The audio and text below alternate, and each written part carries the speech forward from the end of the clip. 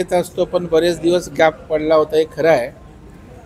कारण मी साई भक्त असल्या कारणानं काय विशेष म्हणून दर्शनाला येत नाही. नित्यनेमाप्रमाणे काल पुण्यात कार्यक्रम होता आणि पुण्यावरून बरेच दिवस आलो नव्हतो म्हणून दर्शन घेऊन या ठिकाणी जाण्यासाठी आलो. कारण शेवटी बाबांकडे आल्यानंतर एक मनाला शांती लाभते.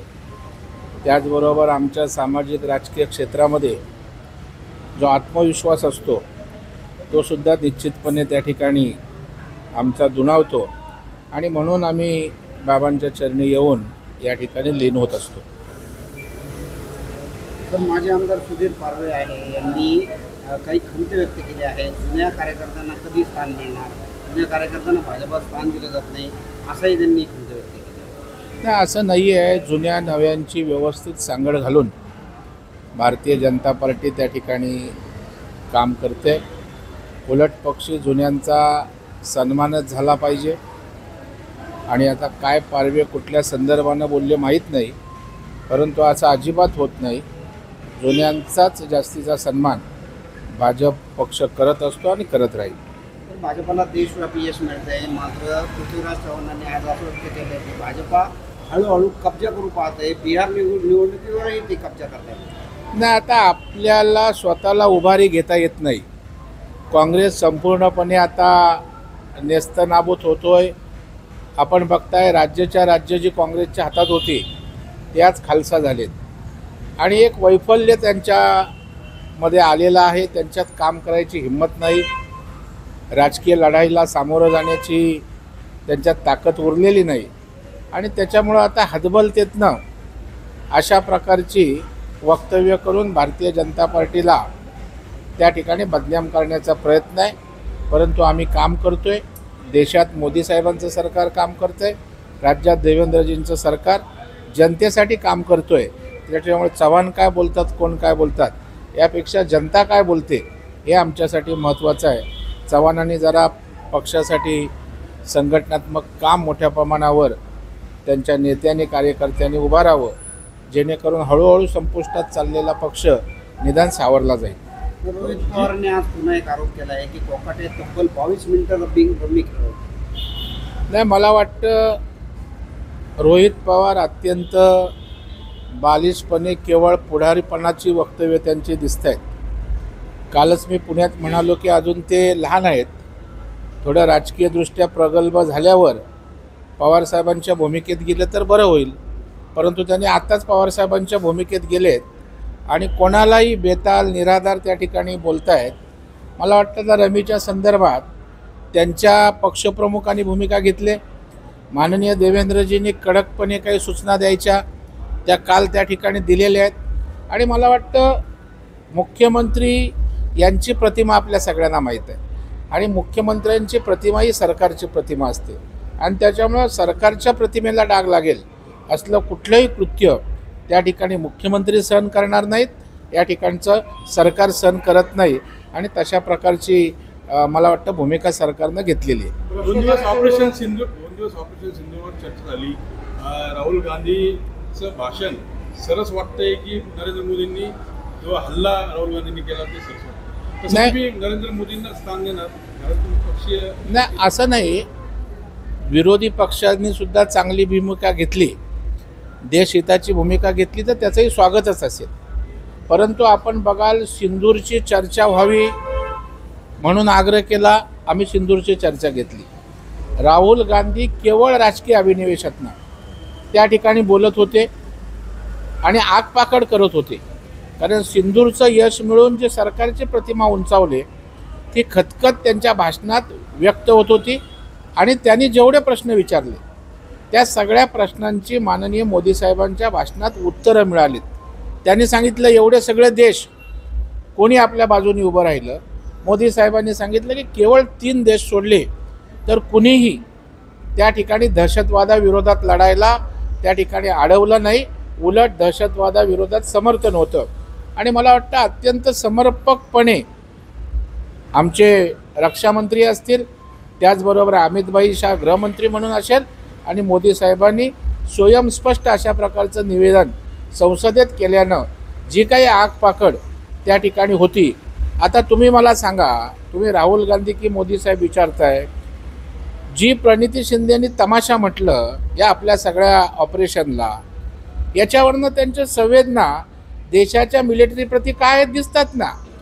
म्हणजे सिनियर नेत्यांनी त्या ठिकाणी भाष्य करायला पाहिजे होतं, परंतु कोणाच्या तरी खांद्यावर बंदूक ठेवून आपली मळमळ काढायची, हेच केवळ या चर्चेत राहुल गांधींनी केलं, त्यांच्या नेत्यांनी केलं. देवेंद्र फडणवीसांनी काही नेत्यांना समज दिलेली आहे, कारण मध्यंतरी वादळवीर त्यानंतर विवादित वक्तव्य, वादग्रस्त वक्तव्य कसं पाहता फडणवीसांनी सांगितलं ही शेवटची संधी आहे, पुढच्या वेळी विचार केला जातो. अजित पवार या इजा विजय तिच्या मला वाटतं देवेंद्रजींनी, माननीय मुख्यमंत्र्यांनी अत्यंत गांभीर्यानं विषय घेतलेला आहे. कारण एका बाजूला ते प्रचंड अशा प्रकारचा राज्याचा विकास सर्वांगीण व्हावा म्हणून प्रयत्न करतायत. शेतकरी असेल, इंडस्ट्री येणं असेल किंवा इन्फ्रामध्ये मोठ्या प्रमाणावर विकास होतोय. त्याच वेळेला सरकारमध्ये पारदर्शिता त्यांनी आणलेली आहे.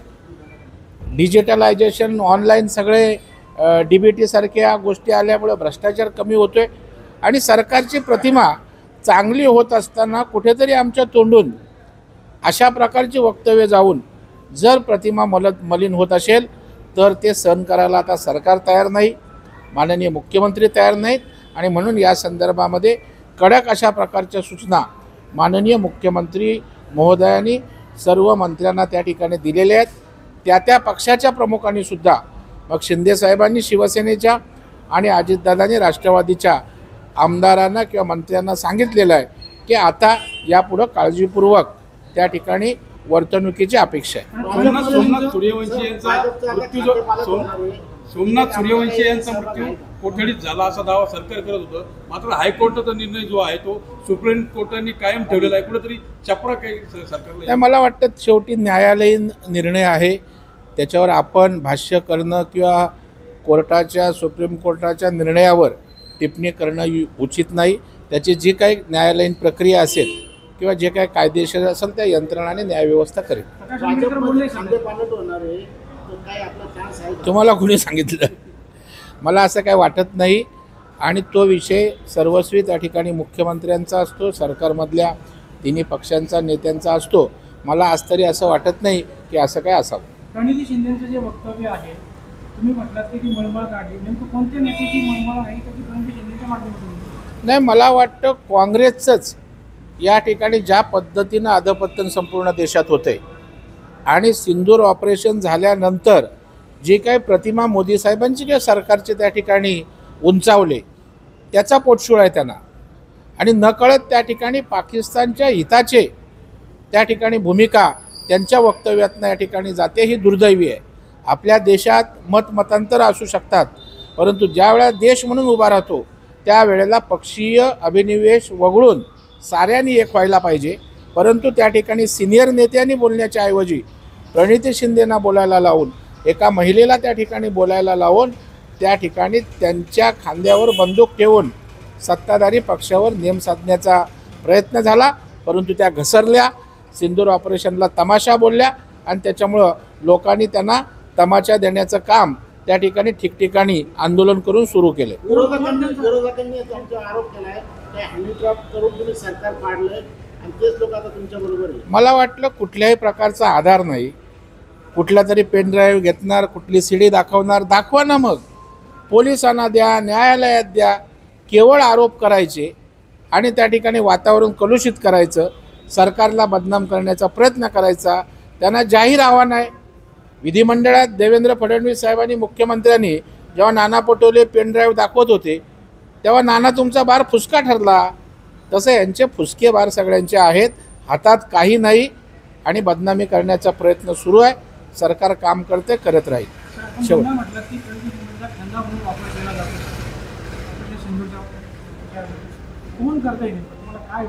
नाही, काँग्रेस करते ना, राहुल गांधीच. राहुल गांधी खरं म्हणजे सिरियस राजकारणच करत नाहीत.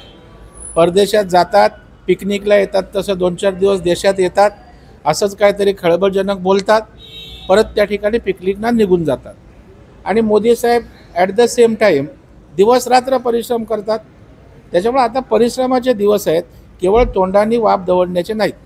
जरांगे पाटील आगामी 20 तारखेपासून पुन्हा आंदोलन करणार आहेत. कसं बघतात या आंदोलनाकडे, कधी समाधान करणार? ठीक आहे, प्रत्येकाला आंदोलन करण्याचा अधिकार आहे. दोन्ही ठाकरे एकत्र येतात. आगामी मुंबई महानगरपालिका आणि स्थानिक स्वराज्य संस्थांच्या निवडणुका आहेत, त्यावर भाजपला फटका बसू शकतो. नाही, भाजपला अजिबात धक्का बसणार नाही. कारण एक लक्षात ठेवा की भारतीय जनता पार्टीला जेव्हा विधानसभेच्या निवडणुका झाल्या, आमचे 137 आमदार आले, त्यांना कोणी मतदान केलं आहे? मराठी माणसांनीच केलं आहे ना. आज महाराष्ट्राचं नेतृत्व मुख्यमंत्री कोण करतायत, सगळे मंत्री कोण आहेत? मराठीच आहेत ना. त्याच्यामुळं अजून तरी आपल्याला घोडा मैदान लांब आहे. त्यांनी मराठीच्या विषयावर एकत्र आले म्हणून त्या ठिकाणी युती झाला असं मानायचं कारण नाही. राज ठाकरे साहेबांनी स्वतःच सांगितलं की मराठीच्या इश्यूवर तो मेळावा होता. त्याच्यामुळे वाढदिवस हा एक वेगळा विषय आहे आणि दोन भाऊ वाढदिवसानिमित्त एकत्र आले म्हणजे उद्याच लगेच काही युतीची गणितं होत आहेत असंही काही घाई करायचं कारण नाही. राजकारणात कधीच 1+1=2 होत नसतं. त्याच्यामुळं त्यांचं काय होईल त्याचे परिणाम आपल्याला त्याच वेळेला दिसतील, परंतु भारतीय जनता पार्टीला त्या ठिकाणी कसलाच परिणाम होणार नाही. मुंबईतली मराठी माणसं सुद्धा भारतीय जनता पार्टीच्या मागे त्याच ताकदीनं आहेत आणि शिंदेसाहेबांच्या मागे बाळासाहेबांच्या विचाराचा जो सैनिक होता तो शिंदेसाहेबांसोबत. हिंदी मराठी जो भाषावाद आहे अजिबात नाही. हे बघा, बाहेरच्या राज्यातनं आलेले सुद्धा भाषिक या मातीशी एकरूप झाले. आज मी अनेक नावं सांगेन की त्यांच्याशी बोललात तर आपणही मराठीत एवढं चांगलं बोलू शकत नाही. आज मुंबईत आमचे योगेश सागर असतील, गुजराती आहेत, त्यांच्याशी मराठी बोलून बघा. मनोज कोटक आहेत, आमचे संजय उपाध्याय आमदार आहेत, उत्तर भारतीय आहेत. या मातीशी एकरूप झाले, तिथल्या भाषेशी एकरूप झालेली आहेत आणि त्याच्यामुळं मला वाटतं की हा वाद 4-6 महिने निवडणुका नसत्या तर आलाच नसता. त्याच्यामुळे 4-6 महिने हे चालत राहणार. निवडणुका संपल्या की बंद होणार. मराठी अमराठी सगळे त्या ठिकाणी भारतीय जनता पार्टीने महायुतीच्या सोबत असतात. आगामी निवडणुका लक्षात घेता हा वाद निर्माण केला असं आपल्याला म्हणायचं. हो, 100% निवडणुका डोळ्यासमोर ठेवून आपल्याला मराठी माणसांची मतं मिळवता येतात का असा केविलवाना प्रयत्न आहे, तो अजिबात यशस्वी होणार नाही. मुंबईचा विकास ज्या पद्धतीने चालला आहे, मुंबईच्या भाषेसंदर्भात अभिजात भाषा दर्जा देणं असो किंवा जे काही मराठीसाठी देवेंद्रजींचं सरकार करतं आहे हे मराठी माणसाला समजतं आहे. त्याच्यामुळं काडीचा उपयोग होणार नाही. सर्व मराठी माणूस हे भाजप आणि महायुतीच्या मागे उभे राहतील. धन्यवाद सर.